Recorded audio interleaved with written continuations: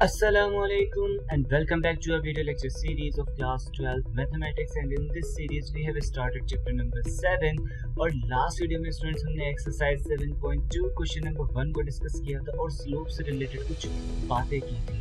आज हम question number 2 से स्टार्ट लेने जा रहे हैं स्टूडेंट्स। क्वेश्चन नंबर 2 हमारे पास यहाँ मौजूद है। Find the slope of the perpendicular line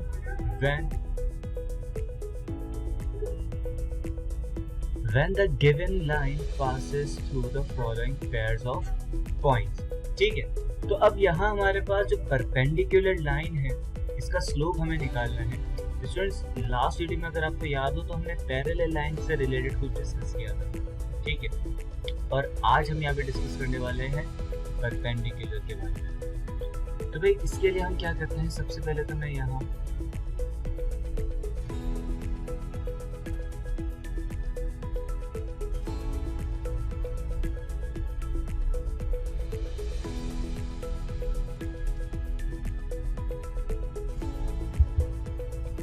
तो यहाँ सबसे पहले एक काम करते हैं भाई, एक स्ट्रेट लाइन ले लेते हैं। ठीक है, इस तरीके से सही, और एक हम स्ट्रेट लाइन कुछ इस तरह से ले लेते हैं जो कि बिल्कुल इसके परपेंडिकुलर है। सही, तो यहाँ आप देख सकते हो कि हमारे पास ये जो लाइन आ रही है ये परपेंडिकुलर है। सही, सपोज करते हैं हमें इस लाइन का जो है स्लोप फाइंड आउट करना है, तो इसको मैं कह देता हूँ L2, और इस लाइन के बारे में हमें 2 पॉइंट्स गिवन है तो इसको मैं L1 कह देता हूँ। सही है ना। तो यहाँ हमारे पास 2 पॉइंट्स हैं, point A and point B की पहले बात करते हैं भाई। A जो हमारे पास है वो है 2,1 और B हमारे पास स्टूडेंट्स गिवन है 4,5। सही हो गया स्टूडेंट्स। जब भी हमारे पास परपेंडिकुलर लाइन सेगमेंट्स आती हैं, ठीक है, तो एक फॉर्मूला हमें याद रखना है यहाँ पे कि slope of this line M1 and the slope of this line L2। Students, इन दोनों का जो प्रोडक्ट है वो बराबर होगा -1 के, मतलब M1 into M2 is equal to -1, या इसको आप इस तरीके से भी कह सकते हो कि M2 जो है वो -1 ओवर M1 के बराबर। सही है, तो ये हमारे पास इसका फॉर्मूला होता है जब हमारे पास परपेंडिकुलर लाइंस की बात हो रही होती है। सही, तो भाई यहाँ से आप समझ सकते हैं कि हमें क्या करना है। हमें सबसे पहले इस फर्स्ट पार्ट के अंदर, ठीक है, L1 का स्लोप फाइंड आउट करना है विच इज M1। तो भाई यहाँ हम फर्स्ट पार्ट की बात कर रहे हैं, तो फर्स्टली फाइंड M1 है ना। M1 कैसे आएगा भाई हमारे पास, M1 का मतलब है स्लोप ऑफ लाइन 1, तो भाई ये हो जाएगा 5 -1 है ना, y2 - y1, तो y2 5 है, y1 1 है, x2 -x1 होगा, फिर तो 4 - 2, 5 -1 का मतलब स्टूडेंट्स हो जाता है 4, और 4 - 2 स्टूडेंट्स होगा 2। तो हमारे पास M1 की वैल्यू क्या आ गई है, यहाँ से 2 आ गई। ठीक है, इस वैल्यू को इस फॉर्मूला में हम पुट कर देंगे तो M2 जो है, सही है, वो आ जाएगा -1/2 के बराबर। सही, आई होप ये वाला स्टेप सारे स्टूडेंट्स को क्लियर होगा। बिल्कुल सिमिलर वे में हमने इसका second, third and fourth part भी अटेम्प्ट करना है। ठीक है, मैं इसका जस्ट पार्ट 4 करवा रहा हूँ, तो फिर हम आगे मूव करेंगे स्टूडेंट्स। तो पार्ट 4 के लिए हमारे पास M1 जो है वो बराबर हो जाएगा -5 - 2 डिवाइडेड बाय -1 तो ये -1 +1 के बराबर। सही है, तो यहाँ से हमें जो वैल्यू मिल रही है वो मिल रही है 1/0 विच इज इन्फिनिटी। सही, यहाँ तक बात आएगी, सारे स्टूडेंट्स को क्लियर होगी। अब देखिए, अब हमें M2 चाहिए है ना। M2 हमारे पास किस तरीके से आएगा, तो M2 का फॉर्मूला हमें मालूम है -1 ओवर M1। सही है, तो यहाँ पे -1 ओवर इन्फिनिटी रखेंगे तो स्टूडेंट्स 1/∞ हमने लिमिट्स यानी कि चैप्टर नंबर 2 में इस चीज़ को बहुत बार डिस्कस किया है कि -1/∞ बराबर होता है किसके, 0 के, है ना। तो M2 हमारे पास क्या आ जाएगा, 0 के बराबर आ जाएगा। सही, तो इसका आप part 2 and part 3, I hope आप सारे 2 पार्ट्स को अटेम्प्ट कर लेंगे। सही, अगर नहीं अटेम्प्ट होते तो आप मुझे कमेंट सेक्शन में इसके बारे में लाजमी बताएंगे। अब मूव कर रहे हैं आप क्वेश्चन नंबर 3 की तरफ। तो स्टूडेंट्स क्वेश्चन नंबर 3 अब हमारे पास गिवन है, in each of the following slope of the line is given what is the slope of a line a which is parallel, b which is perpendicular to it. सही है, suppose करें हमें एक line 1 है जिसका slope हमें दे दिया है ना 2/3। फर्स्ट केस के अंदर हमारे पास यहाँ पे m1 जो है वो हमें बता रहा है कि भाई 2/3 है, हमें m2 चाहिए। सही है, हमें m2 चाहिए। कब चाहिए भाई m2 हमें? जब जो L2 है वो क्या हो, पैरेलल हो, मतलब L2 parallel to L1 and L2 perpendicular to L1। तो परपेंडिकुलर का फॉर्मूला तो हमने अभी लास्ट में डिस्कस किया था, है ना, क्वेश्चन नंबर 2 में।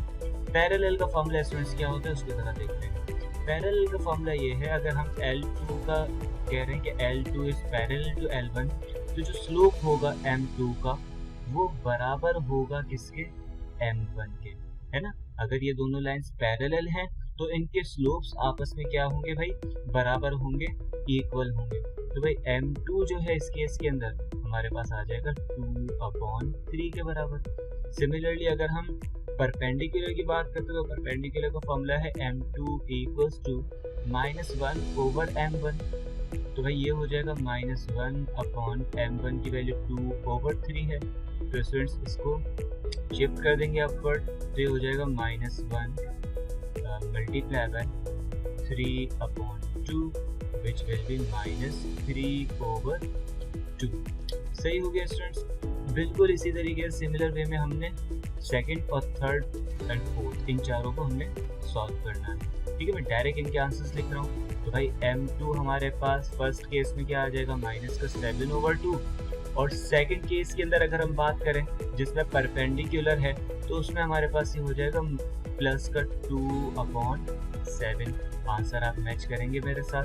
सही, फिर नंबर 3 की बात करें भाई -1 है तो M2 जो है, सही है, थर्ड पार्ट के अंदर M2 हमारे पास -1 के ही बराबर होगा। लेकिन M2 जो परपेंडिकुलर लाइन का है ना, अगर परपेंडिकुलर हमारा केस आ गया तो यही हमारे पास वैल्यू इसके बराबर हो जाएगी 1। सिमिलर हमारे पास पार्ट 4 जिसमें 4 वैल्यू गिवन है, तो भाई पैरेलल केस के अंदर तो ये 4 रहेगा, लेकिन परपेंडिकुलर केस में हो जाएगा -1/4। सही, तो काफ़ी इजी क्वेश्चन है। मैंने फर्स्ट जो पार्ट है इसका उसकी मैंने प्रॉपर वर्डिंग यहाँ पे आपको बता दी है, प्रॉपर वर्किंग पूरी बता दी किस तरीके से आपने इसको सॉल्व करना है। Second, third and fourth part मैं इसी तरह वर्बली में बता रहा हूँ। आई होप आप सारे सॉल्व कर लेंगे। तो फौरन हम मूव करते हैं पार्ट क्वेश्चन नंबर 4 की तरफ।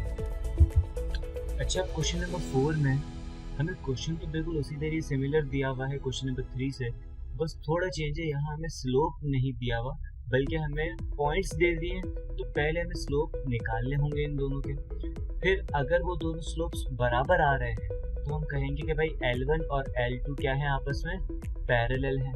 सही ना, ये दोनों पैरेलल कब होंगे, जब हमारे पास M1 बराबर होगा किसके, M2 के। सिमिलरली परपेंडिकुलर के केस के अंदर हमारे पास क्या होगा, M1 is equals to -1/M2, या फिर इसको आप लिख सकते हो कि M1 multiply by M2 is equals to -1। दोनों केसेस आप यहाँ पे अप्लाई कर सकते हो। सही है, इसी तरह इस फर्स्ट वाले केस के अंदर, पैरेलल वाले केस के अंदर भी ये हो सकता है कि M1 माइनस M2 जो है वो 0 के बराबर है।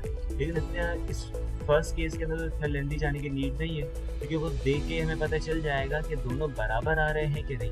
अगर बराबर होंगे तो हम सिंपल पैरेलल कह देंगे, अगर वो बराबर नहीं होंगे तो हो सकता है कि M1 जो हो वो -1/M2 के बराबर हो। तो ऐसे केस में हम क्या कहेंगे, परपेंडिकुलर। और नाइदर केस हमारे पास क्या होगा, ना तो पैरेलल ना तो परपेंडिकुलर, मतलब ना ही वो बराबर आ रहे होंगे ना ही कुछ इस तरह का रिलेशन बन रहा होगा। तो ऐसे केस के अंदर ना ही वो पैरेलल होंगे ना ही वो परपेंडिकुलर। सही है, तो भाई देखते हैं इसका first part. Students first part की तरफ आ रहे हैं हम। सबसे पहले M1 की वैल्यू फाइंड आउट कर लेते हैं। M1 का मतलब slope of this L1।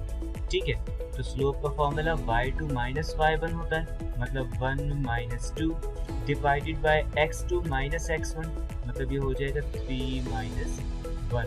Solve करेंगे तो -1/2। ठीक है भाई, तो m1 मेरे पास आ गया माइनस का 1/2। अब बात करते हैं हम m2 की, तो स्टूडेंट्स m2 हो जाएगा y2 माइनस y1 मतलब 0 माइनस -1, तो ये 0 + 1 होगा। ठीक है, डिवाइडेड बाय 2 माइनस 0 मतलब x2 माइनस x1, तो 2 माइनस 0, तो भाई ये आ जाएगा 1/2 के बराबर। अब देखें ये दोनों बराबर तो नहीं आ रहे, लेकिन क्या ये वाला रिलेशन इसमें अप्लाई हो सकता है? जरा गौर से देखिएगा, m1 क्या -1/m2 के बराबर है? नहीं, ये दोनों इस रिलेशन को भी सेटिस्फाई नहीं कर रहे, तो नाइदर पैरेलल नॉर परपेंडिकुलर। सही, ना ही ये दोनों लाइंस आपस में पैरेलल हैं और ना ही ये दोनों आपस में परपेंडिकुलर। ठीक हो गया, तो आई होप ये वाला फर्स्ट पार्ट सारे स्टूडेंट्स को क्लियर होगा। बढ़ते हैं हम सेकंड पार्ट की तरफ इसके। स्टूडेंट्स सेकंड पार्ट में हमारे पास m1 की वैल्यू पहले हम फाइंड करेंगे, तो ये हो जाएगा y2 minus y1 which will be 1 minus 3 divided by x2 minus x1 तो 3 minus 0। तो स्टूडेंट्स यहाँ पे हमारे पास वैल्यू 0 के बराबर आने वाली है ना, 1 minus 1 तो 0 होता है, 0 divided by 3 answer will be 0। अब m2 निकाल लेते हैं, तो स्टूडेंट्स m2 हमारे पास होगा y2 माइनस y1 मतलब -5 और -4 डिवाइडेड बाय -7 और +1, -7 +1 हो जाएगा, है ना, ये माइनस का 1 है, यहाँ पे फॉर्मूले का माइनस आएगा, तो -5 और -4, तो स्टूडेंट्स ये तो माइनस का 9 होगा डिवाइडेड बाय -6, तो भाई यहाँ से हमें वैल्यू मिल जाएगी minus and minus cancelled out, 3 3s and 3 2s, final answer will be 3/2। अब ना तो ये दोनों बराबर आ रहे हैं और ना ही इस रिलेशन को ट्रू कर रहे हैं, तो again neither parallel nor perpendicular. सही है, यहाँ से बात आई गेस क्लियर होगी। थर्ड पार्ट की तरफ मूव करते हैं, तो स्टूडेंट्स थर्ड पार्ट हमारे पास यहाँ गिवन है m1, यहाँ से फाइंड करेंगे तो ये होगा -7 + 1, ठीक है, -7 + 1 डिवाइडेड बाय 5 - 2, 5 - 2, तो स्टूडेंट्स यहाँ से हमें वैल्यू मिल जाएगी -6 और डिनोमिनेटर में आ जाएगा 3, मतलब ये हो गया -2, है ना। m1 हमारे पास -2 आ गया, m2 की वैल्यू फाइंड करें, तो स्टूडेंट्स m2 का मतलब हो जाएगा y2 माइनस y1 मतलब 2 - 0, सही है, और x2 माइनस x1 मतलब -1 - 0, तो स्टूडेंट्स यहाँ पे भी वैल्यू क्या मिल गई 2/-1, तो इसको मैं माइनस का 2 कह सकता हूँ। अब देखिए m1 और m2 ये दोनों बराबर आ रहे हैं, तो हम क्या कहेंगे L2 is parallel to L1, सही, और ये इसका आंसर हो जाएगा। क्लियर है। अब फोर्थ पार्ट की तरफ बढ़ते हैं भाई, तो स्टूडेंट्स फोर्थ पार्ट हमारे पास यहाँ पर है, m1 की वैल्यू पहले निकालेंगे तो 0 - 0, सही है, और 2 - 1, ठीक है, तो ये 0 - 0 तो 0 ही आता है, डिवीजन के अंदर 2 - 1 जो भी हो, तो भाई 0/anything आंसर हमारे पास 0 ही होगा, ठीक है। फर्दर m2 की वैल्यू की बात करें तो स्टूडेंट्स -5 और -5 है ना, तो -5 ये वाला -5 जो ये प्लस का 5 लिखा जाएगा, और डिनोमिनेटर में -10 -5, तो देख सकते हो न्यूमरेटर में तो 0 आ गया, 0 divided by anything answer will be 0। अब अगेन ये दोनों हमारे पास क्या आ रहे हैं, सेम आ रहे हैं, है ना, तो L1 is parallel to L2, सही हो गया। तो आई होप ये वाले फोर पार्ट जो है क्वेश्चन नंबर 4 के, ये सारे स्टूडेंट्स को क्लियर होंगे। तो फौरन मूव करते हैं हम क्वेश्चन नंबर 5। तो स्टूडेंट्स क्वेश्चन नंबर 5 हमारे पास है, the line through these point, suppose कर लेते हैं ये हमारे पास A है और ये हमारे पास B है, is parallel to the line this, है ना, इस लाइन के पैरेलल है, इस लाइन को मैं C और D सपोज कर लेता हूँ, है ना, इस पॉइंट्स को। तो हमसे कह रहा है कि भाई फाइंड y हमारे पास कहाँ आ रहा है, इस B के पॉइंट में आ रहा है, ठीक है, तो हमें y की वैल्यू यहाँ से कैलकुलेट करनी है। तो स्टूडेंट्स जहां तक हमें मालूम है कि भाई अगर दोनों लाइन आपस में पैरेलल हैं तो इन दोनों के स्लोप क्या होंगे, बराबर होंगे। सही है, तो स्लोप अगर इन दोनों के बराबर हैं तो देखिए यहाँ पे तो हम स्लोप का फॉर्मूला अप्लाई नहीं कर सकते। क्यों? क्योंकि y की वैल्यू हमें नहीं मालूम। तो इसके लिए हम क्या करेंगे, हम इन दो पॉइंट्स को यूज करेंगे। स्लोप हम इस वैल्यू का निकालेंगे और क्योंकि ये दोनों लाइंस पैरेलल हैं तो जो भी आंसर इसके स्लोप का आएगा वही तो आंसर सी और डी के भी स्लोप का होगा। सही है, तो सबसे पहले ए बी का स्लोप निकाल लेते हैं। Firstly find slope of A B. सही है, तो भाई स्लोप ऑफ ए बी को मैं कह रहा हूँ एम ए बी।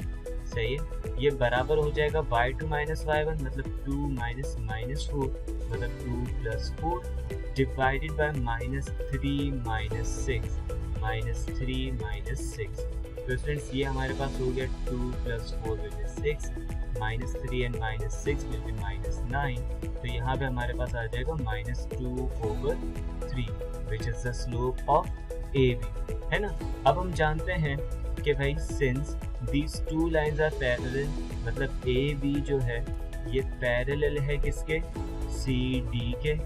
तो हम कह सकते हैं कि जो स्लोप होगा सी डी का वो बराबर होगा स्लोप ऑफ ए बी।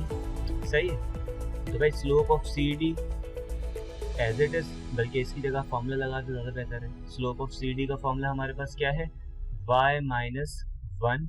सही है, y माइनस 1 मतलब y2 माइनस y1 और 0 माइनस 2 क्योंकि x2 0 है और x1 2 के बराबर है।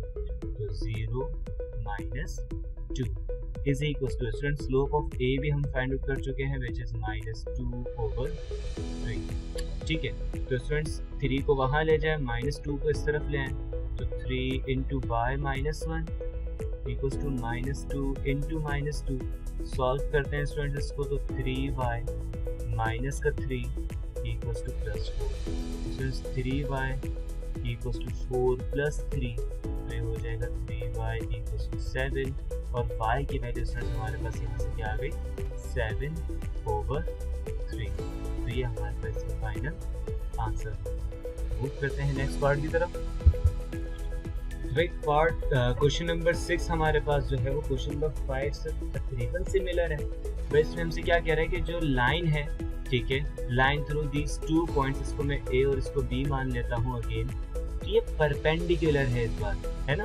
परपेंडिकुलर वाली कंडीशन अब आ रही है, अब पैरेलल नहीं कह रहा। ठीक है, किसके परपेंडिकुलर है, सी एंड डी पॉइंट, है ना। जो लाइन सी और डी पॉइंट से बन रही है उसके परपेंडिकुलर है। तो फिर फाइंड करके बताओ जो इसके अंदर डी पॉइंट के अंदर जो एक्स मौजूद है इसकी वैल्यू फाइंड करके लाओ। तो भाई सबसे पहले हमें अगेन ए बी का स्लोप फाइंड आउट करना पड़ेगा।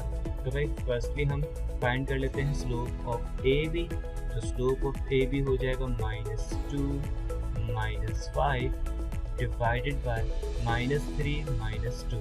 तो स्टूडेंट्स ये आ जाएगा हमारे पास -7 divided by -5, minus and minus cancel out, तो 7/5। ये स्लोप आ गया हमारे पास ए बी का, है ना। अब क्योंकि हमारे पास जो ए बी है, ठीक है, ये परपेंडिकुलर है किसके, सी डी के, तो हम कह सकते हैं कि जो सी डी का स्लोप है ना, तो स्लोप ऑफ सी डी ये बराबर होगा किसके, -1 स्लोप ऑफ ए बी के। सही हो गया स्टूडेंट्स यहाँ तक। तो भाई सी डी के लिए उसका फॉर्मूला हम पुट कर देंगे। फॉर्मूला होता है y2 माइनस y1 मतलब 3 माइनस 1 है, ठीक है, माइनस का 1 है तो ये प्लस का 1 हो जाएगा, divided by x2 minus x1 मतलब x minus 4 is equals to -1 into slope of A B. Slope of A B 7/5 आया है हमारे पास, तो इसको लिख देंगे 3 + 1 will be 4 divided by x minus 4 equals to -5/7। सही है, क्रॉस मल्टीप्लिकेशन अप्लाई करें, 7 को 4 से मल्टीप्लाई करवाएंगे तो 28, -5 को मल्टीप्लाई करवाएंगे x माइनस 4 के साथ, ठीक है, तो ये हो जाएगा 28 equals to -5x और प्लस का 20। ठीक है, -5x को यहाँ पे शिफ्ट कर दें तो प्लस का 5x, -28 वहाँ जाएगा, प्लस का 28 वहाँ जाएगा तो माइनस का 28 और प्लस 20। तो स्टूडेंट्स ये हो जाएगा हमारे पास माइनस का 8 और x की वैल्यू हमारे पास आ गई -8/5। ठीक है, तो क्वेश्चन नंबर 6 भी बहुत ईजी था। आई होप सारे स्टूडेंट्स को क्लियर हो। और हम मूव करते हैं हम क्वेश्चन नंबर 7 की तरफ। अच्छा जी, क्वेश्चन नंबर 7 में हमसे कह रहा है using slopes prove that these 3 points, ठीक है, ये जो 3 पॉइंट्स हमें यहाँ पे गिवन है, इसको मैं A मान रहा हूँ, इसको मैं B और ये पॉइंट हमारे पास हो जाएगा C, are the vertices of right triangle, है ना, ये राइट ट्राइंगल के वर्टिसेस हैं। तो भाई किस तरीके से प्रूव करेंगे? सबसे पहले तो एक डायग्राम बना लेते हैं यहाँ पे, ठीक है, डायग्राम के लिए हम लाइन्स को यूज कर लेते हैं। सही हो गया।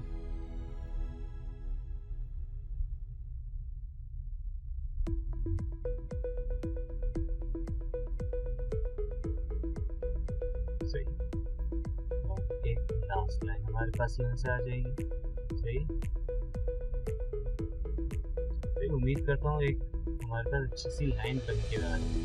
फ्रेंड्स, यहाँ जो हमारे पास पॉइंट होता है वो A का पॉइंट होता है, ये हमारे पास हो जाता है B और इस पॉइंट को हम C कहते हैं। सही है, तो भाई A B C हमारे पास 3 पॉइंट्स हैं, हमें प्रूफ करना है कि ये तीनों के तीनों राइट ट्राइंगल के पॉइंट्स हैं, है ना, उसके वर्टिसेस हैं। तो कैसे प्रूफ करेंगे? तो नोट कीजिएगा, अगर हमें ये चीज़ स्लोप से प्रूफ करनी है तो नोट करें कि भाई AC की जो लाइन है ये BC के परपेंडिकुलर है ना, तभी तो हम कह सकते हैं कि हमारे पास क्या बनाएगा, एक राइट ट्राइंगल बनाएगा। तो हम यहाँ पे लिखेंगे टू प्रूव